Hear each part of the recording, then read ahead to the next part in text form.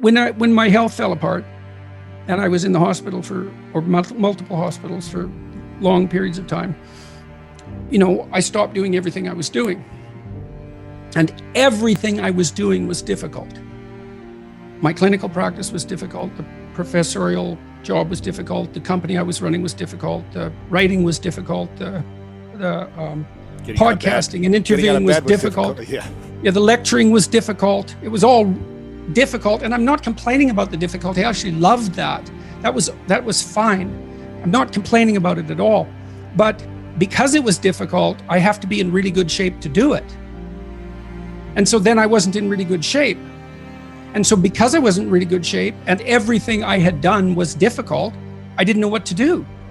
And I couldn't get back on top of things because it was like trying to jump into a car going 200 miles an hour.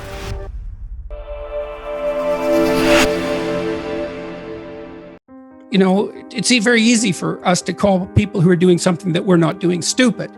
It's like, don't be so sure about that, And it would have been better for me if I would have had a wider variety of skills that weren't so high intensity. I could have had some leisure activities that I got good at. Music might have been good, that weren't so demanding. See, what I tried to do, if I saw something was difficult, I wanted to master it. I was driven to do that, just to see how far I could go in these multiple directions. And that left me vulnerable to one thing. It left me vulnerable to being in a situation where I wasn't healthy enough to manage it. If you become extremely ill, especially if it isn't clear why, you don't know what you might have done to contribute to it because you don't know what it is. Yeah. And people say, well, you went on this 160 city tour in a year. Maybe that was too much. It's like, it didn't seem like too much. I really enjoyed it, actually. Right. You had fun. It was great. But it was also very intense. And I did expose myself to a lot of misery, meeting people, so many thousands of people. I opened myself up to a tremendous amount of misery and longing and pain. And that was very emotionally impactful. But I can't say with certainty that what the consequence of that was. Right. I mean, I'd worked as a clinical psychologist for decades, and I had to deal with people who were in trouble all the time. And that was actually an extraordinarily positive enterprise because although I was dealing with very serious issues and people were in trouble, they were on a good path and getting better. And we were collaborating in that. So it was a lovely enterprise. I loved it. it. I've been opening up my day to work more and more. So now I work from 3:30 to 6, fairly intensely every day. And I started 1 day a week, and then it was 2, and then it was 3. And then I could see, was I better when I was working, or was I better when I wasn't working? And the answer was clear. I was better when I was working. And it wasn't just clear to me, it was clear to the people who were watching me. Right. And so it looks to me that also indicates that it probably wasn't the work that hurt me. I think it's possible that just too many things happened at once. That's possible. It certainly distracted me. What do you think of the skills that people should start to develop in their 20s in general to make them better human beings, more potentially open to success financially, relationship, health-wise? What are 2 or 3 things that everyone should focus on in their 20s? Well, it certainly doesn't hurt to be in good physical condition. So we can walk through it. Stop drinking too much. How do you know if you're drinking too much? You regret what you do when you're drinking. It's interfering with other important goals. It's causing you financial distress. It's getting you in trouble with your friends or your family. It's getting you in trouble with the police. Stop abusing substances if you can, right? If you see that they're hurting you. Physical health. Are you in decent shape? Are you strong and coordinated? And if you're not, well, you'd be better if you were. You'd feel better, you'd be more effective, you'd live longer, you'd be less sick. And you really see that mount up. Like if someone's been in shape once in their life, they age way better. And it's also a really good way of maintaining your cognitive ability. Like, you hear about those exercises that you can do online to make you smarter and keep your cognitive ability intact. Yep. Those don't work. There's no evidence that they work. People keep saying that they make you smarter or they maintain your cognitive function. Psychologists have studied that for 50 years, hoping that one of those things will work. Trying all sorts of creative tacks, they don't work. Exercise works. Cardiovascular and weightlifting, you start to decline in your fluid intelligence at about the age of 25. And it's a linear trend downhill, and it can accelerate as you get older. It's just like this, quite ugly. If you exercise, you stave that off. So that's really useful. Maintain your relationships and foster them. So when I look at successful people, they're really good at something. They're reliable. You can count on their word. They're generous, and they have a wide connection network, which becomes more and more valuable as you get older. Yeah. So it's one advantage that older people really have over younger people. They have a connection network, and a connection network is huge. Well, you could be connected to 1,000 well-connected people. That means you are connected to the entire world. Right. It's unbelievably valuable. And that's one of the things that's so absolutely remarkable about the situation that I'm in right now. As far as one of the great benefits is I can contact pretty much anybody and they'll talk to me. It's like, really?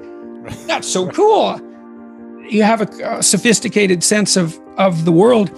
You find, for example, that doing things for other people is actually more rewarding than virtually anything else you can do. You know, and you hear you should be of service to other people.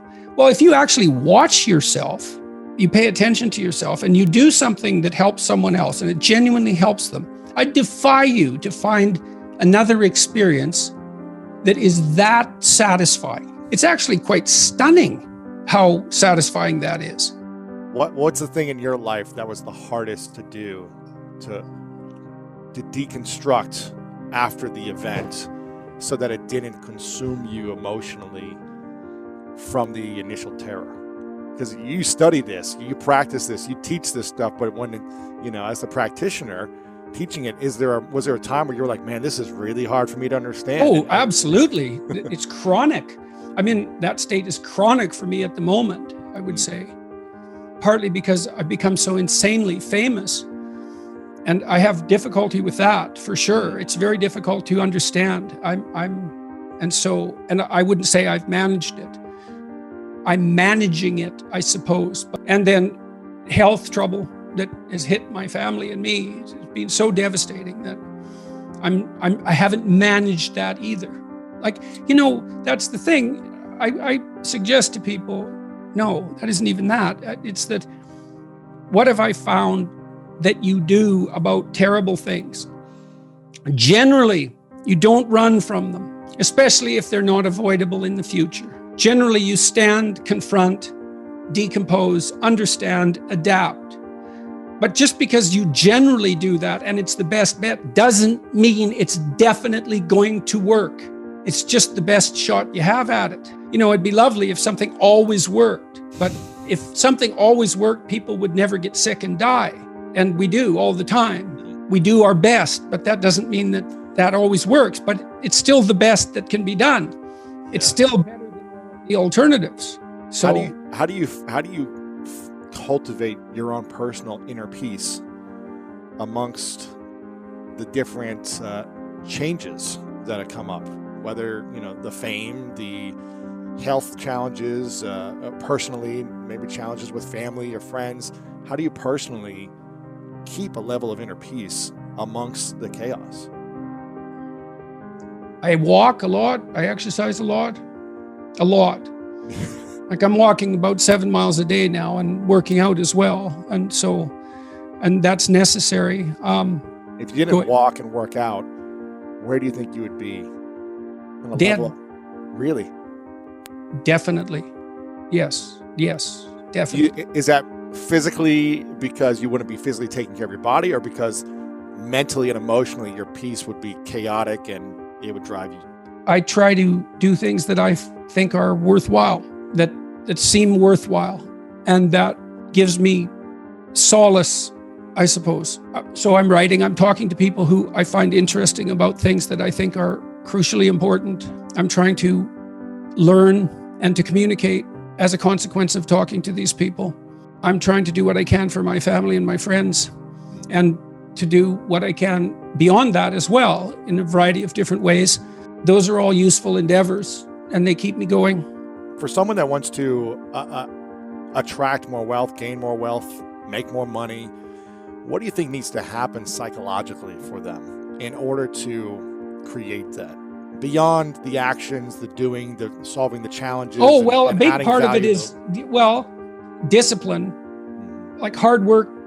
What is it? You work 15% more hours, you make 40% more money.